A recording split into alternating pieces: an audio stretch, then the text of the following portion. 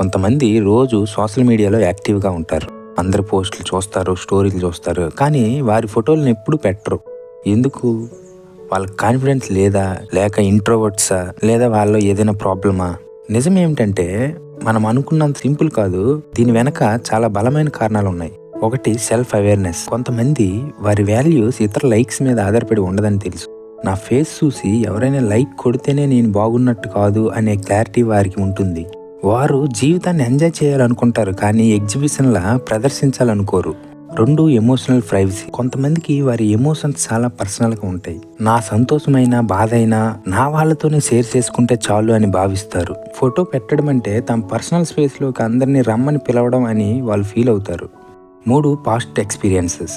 ఇవి చాలా మంది బయటికి చెప్పలేరు. గతంలో ఎప్పుడైనా వారు పోస్ట్ చేసినప్పుడు వారిని బాడీ షేమింగ్ చేయటం, నెగిటివ్ కామెంట్స్ చేయటం వంటివి జరిగి ఉండొచ్చు. అందుకే పోస్టులు చూస్తే ఓకే, చూపించడం అనవసరం అని వాళ్ళు సైలెంట్ అయిపోతారు.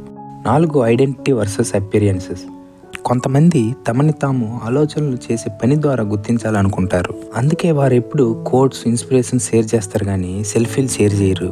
నన్ను నా రూపురేఖలను బట్టి, నా ఆలోచనలు బట్టి అంచనా వేయండి అనేదే వారి message. 5, mental peace. Likes, views, reactions ఇవన్నీ తెలియకుండానే మన మీద ఒక రకమైన ప్రెజర్ని క్రియేట్ చేస్తాయి. కొంతమంది స్పష్టంగా నిర్ణయించుకుంటారు, నాకు ఈ ప్రెజర్ వద్దని. ఇది భయం కాదు, ఇది ఒక ఎమోషనల్ ఇంటెలిజెన్స్. ఫోటో పెడితేనే కాన్ఫిడెంట్గా ఉన్నట్టు, పెట్టకపోతే ఇన్సెక్యూరిటీగా ఉన్నట్టు అనే ఫార్ములా తప్పు. కొంతమంది నిశ్శబ్దంగా ఉండడంలోనే బలాన్ని వెతుక్కుంటారు, ప్రైవసీలోనే ప్రశాంతతను పొందుతారు. గుర్తుంచుకోండి, సోషల్ మీడియాలో కనిపించకపోవడం అంటే జీవితంలో వెనకపడడం కాదు. కొంతమంది మిరుమిట్లు గొలిపేలా మెరవకపోవచ్చు, కానీ దీపంలో స్థిరంగా వెలుగుతుంటారు.